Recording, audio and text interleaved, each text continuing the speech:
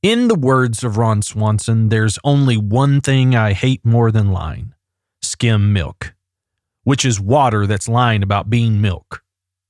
These words are both hilarious and true, and it's easy to say that we're something that we're not. We try to pretend that our lives are perfect, and a lot of times we try to pretend that they're without struggle. And sadly, this is lying. Today, we're talking about how anxiety convinces us to act like we have it all together. So let's be honest, let's quit faking, and let's get trying.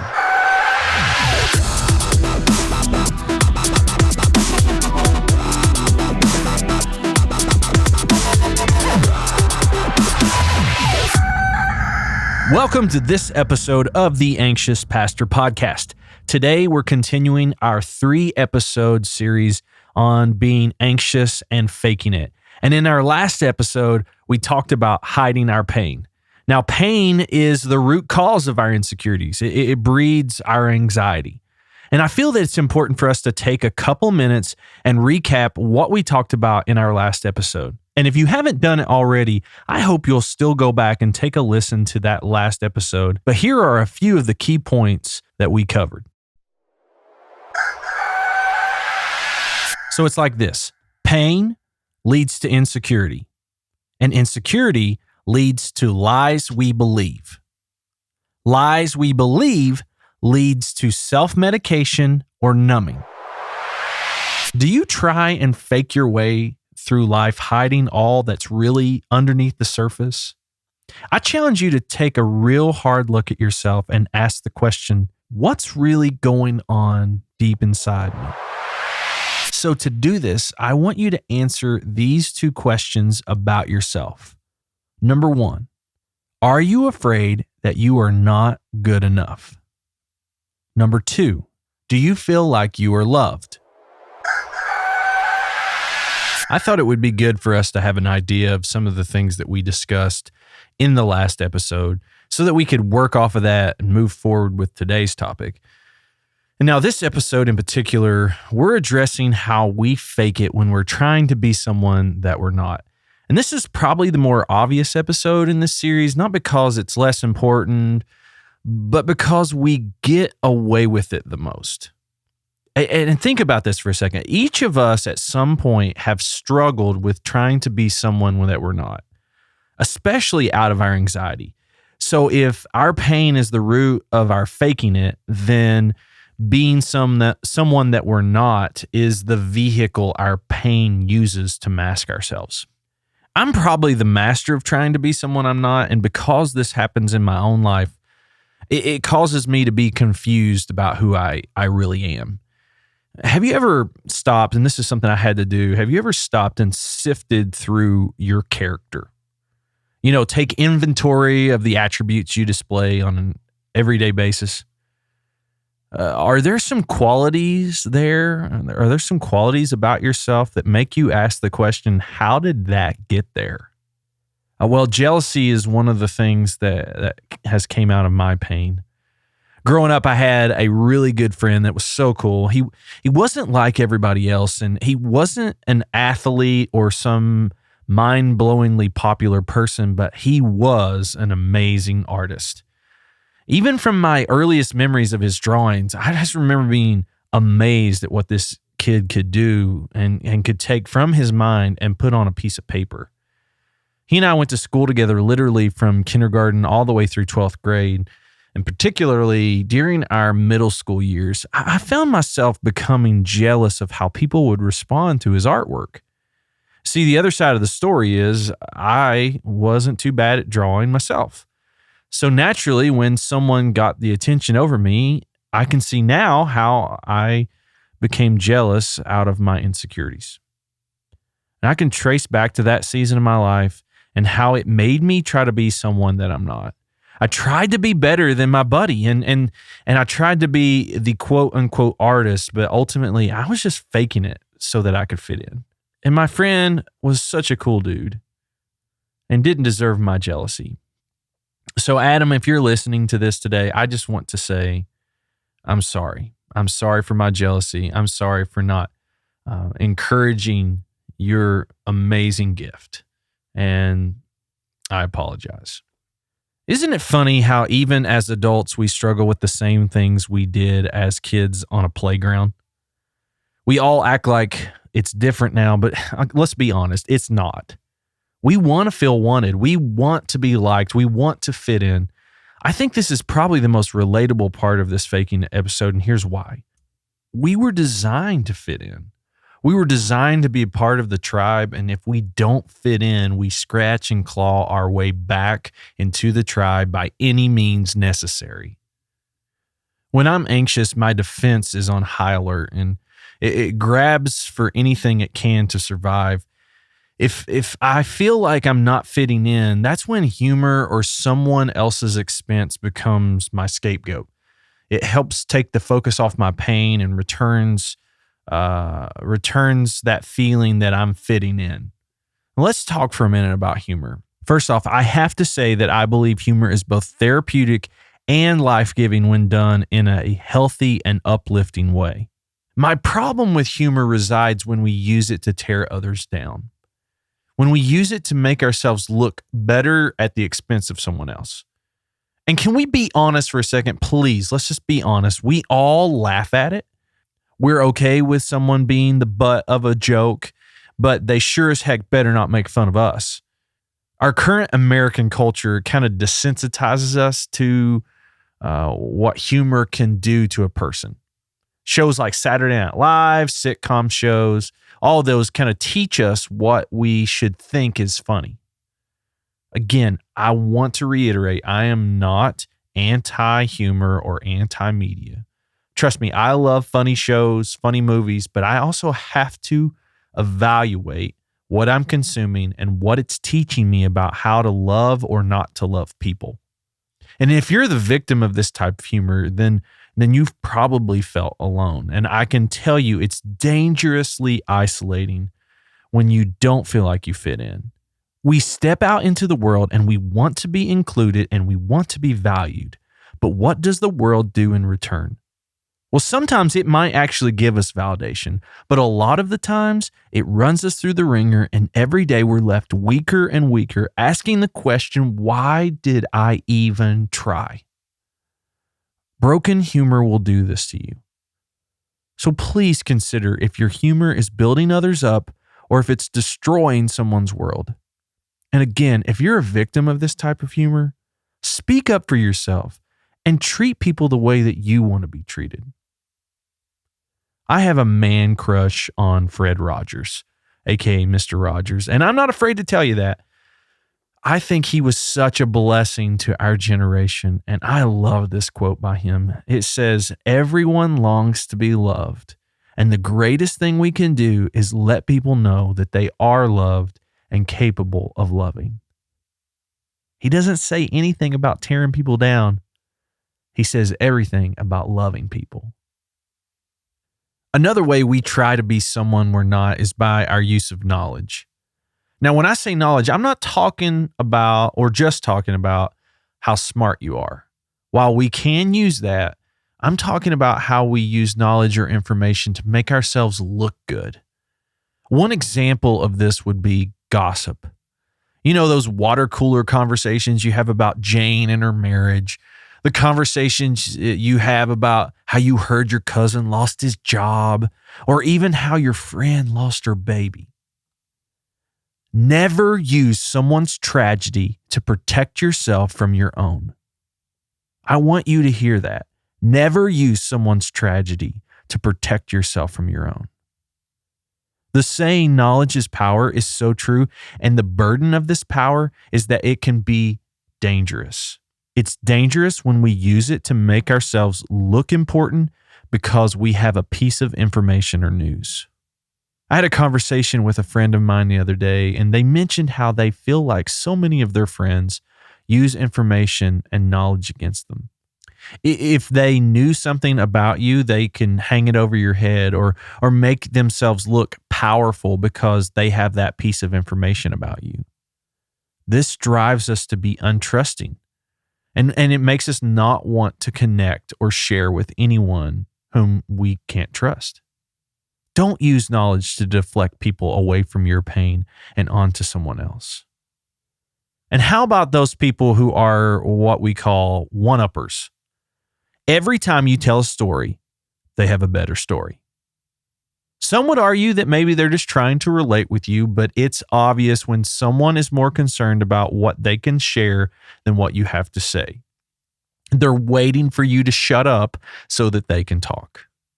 And they'll name drop. That's another thing they do. And they'll say, I was at the mall the other day and I saw Justin Bieber. Okay, that really isn't that cool, first off, and we don't care. Here's why I can make fun of those people who name drop and one up, because I do it too. I want to be liked. So I share some random story that happened to me or in proximity to me in hopes that others will see me as cool and as valuable. I use knowledge to help me feel accepted. One other way that we try to be someone we're not is in our pursuit of getting ahead. Now, this one may be extreme, but it does happen. Out of our pain, out of our fear, we feel like we aren't good enough. Because of this, we will fight our way to the top to prove that we are good enough, even though we're actually a bunch of fakers. For you, it may be getting ahead in your career and you'll run over whoever gets in your way. It could be in your relationships and you use them to get the things that you want or think that you need.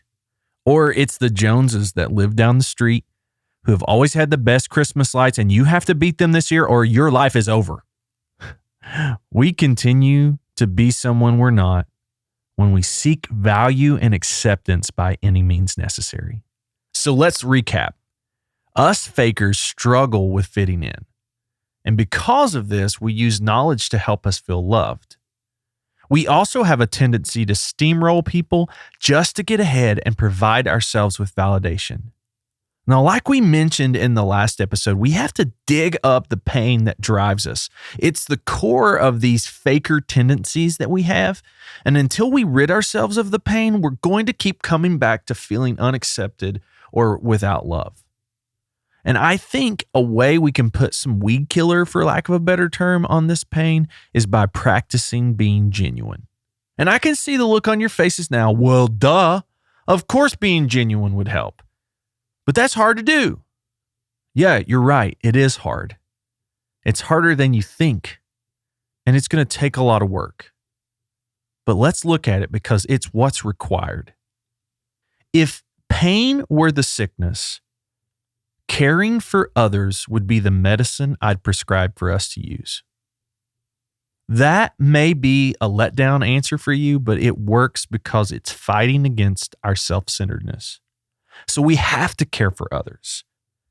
When I was researching this idea, I came across many articles about how you have to love yourself first before you can love someone else. While I agree with that statement in certain circumstances, I think we get too caught up in ourselves and it further distances us from true love. Now, just have an open mind for a second. Love requires us to be sacrificial. It requires us to give up something. It requires us to put someone else's needs before ours. Imagine for a moment that you're standing in front of a mirror. While you're standing there, someone approaches from behind and you direct your attention toward them. What happens in that moment? Your eyes adjust, they focus on the other person, and it blurs the view of yourself. See, if we stand in front of the mirror focused only on ourselves, we miss the beautiful opportunity to see and love on others. And do you know what else happens when we do this? We start to love ourselves because that sacrifice was for someone else. And it reminds us that we aren't meant to be alone. So here are some practical ways we can care for others. Now, I want to say this first. These are muscles that you have to exercise. You won't see results just doing it half-hearted or doing it one time. Number 1, listen before you speak. This one can be so difficult because our minds are constantly processing. A lot of the times when someone is talking to us, we're thinking about everything going on around us or what we're feeling. What are you doing right now as you're listening to this podcast? Are you actually listening to what I'm saying, or Are you feeling and thinking and moving and churning and whatever it may be? I'm not trying to make you feel bad. I'm just saying, I'm just trying to prove a point. Anyway, this practice requires a lot of self-control. We must first put ourselves in that person's shoes.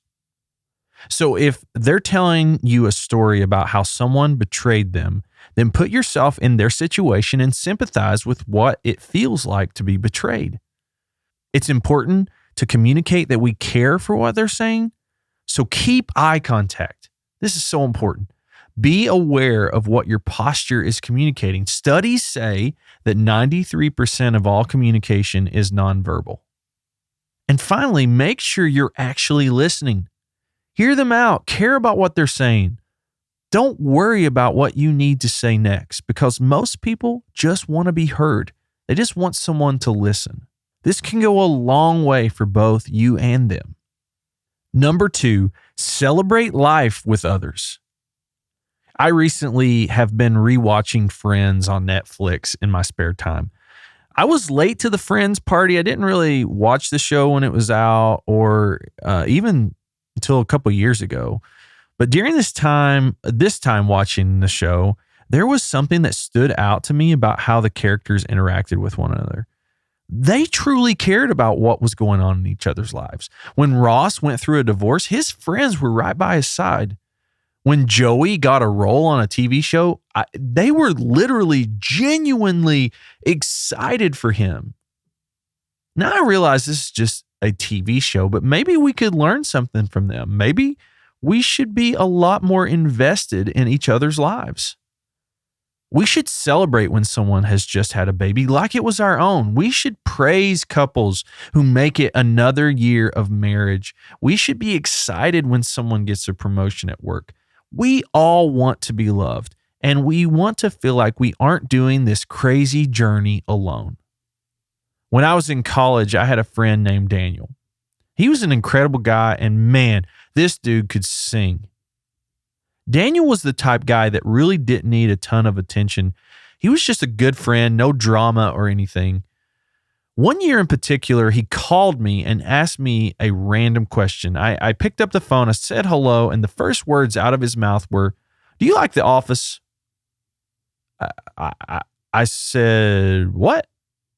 Because I didn't really know what he was talking about. He said, the TV show, The Office. Finally, I got it, and I said, oh yeah, Daniel, it's a pretty funny show. All he said back to me was, "Cool. All right, bye."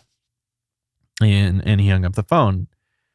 I remember thinking to myself, wow, that was a great talk, Daniel. And I just chalked it up to Daniel being Daniel. But about 2 hours later, there was a knock on my door. And I opened it to see Daniel standing there with a Kmart bag in his hand. He handed me the bag and he said, "Happy birthday." All right. First off, it's not my birthday. But I opened the bag to find the first season of The Office on DVD. I'm so confused at this point. And I said, "Daniel, today isn't my birthday, bro. Why did you give me this?" And he looked at me and he said, "Actually, today is my birthday. And I just wanted to bless the people who have blessed my life." And I found out later that he did that with about 7 or 8 other people. I'll never forget that story because Daniel wasn't looking in the mirror at himself. He was looking at me. And this is how we celebrate life together. This is how we love one another. Number 3, carry others' burdens. Often we get so caught up in our own humanness that we forget that others are human too. They struggle like we do. They're insecure like we are. They have people they love, and they have people that they have a hard time loving. And I remember the first time I sat with Jerica, my wife, when she had just lost someone close to her. It was so hard, but it showed me that people need one another. They need us to be selfless to help carry the burden. This world can be a dark and cold place. We have to be rays of sunlight that people need when they're deep in the storm. We need to help them know that they're not alone. I want to take a moment and challenge those of us who call ourselves Christians. When we see someone in sin or when someone confesses a sin to us, we should not push them away. We should not condemn them or cast them out. We should walk with them. We should get up under their arms and help them walk out of the valley. We can do this by not being judgmental or critical. We can do this by helping them seek a strategy that can bring healing to their lives and by holding them accountable to it.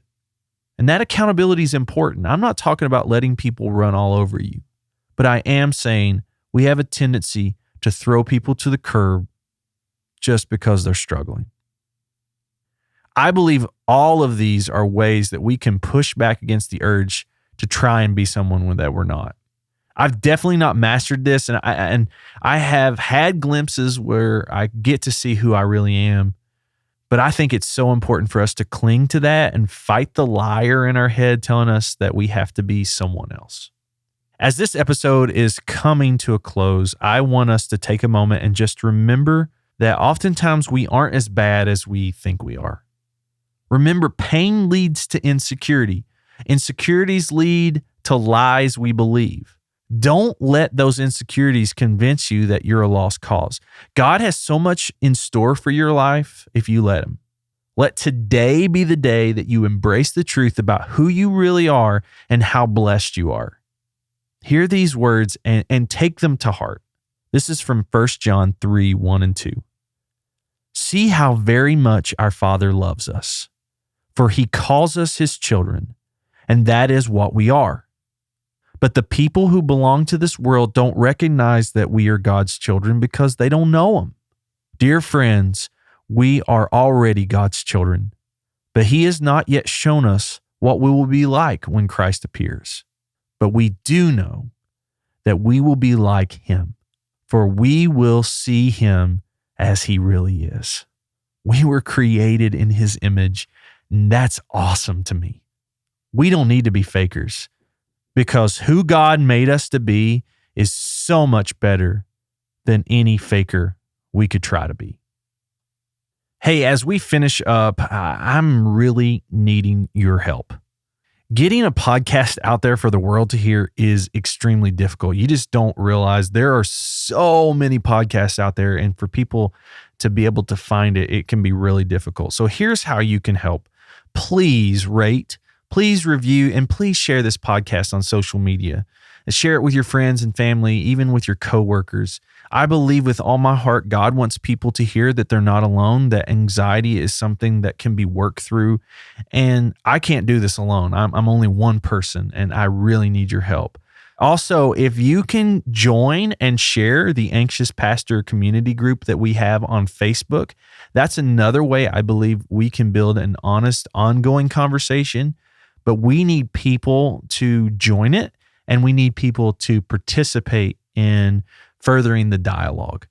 And finally, don't forget about the anxiouspastor.com, where we have a bi-weekly blog with additional topics. Sharing all of these things would really bless my heart. So thanks for joining us today. Please share. Let's dig in and let's get trying.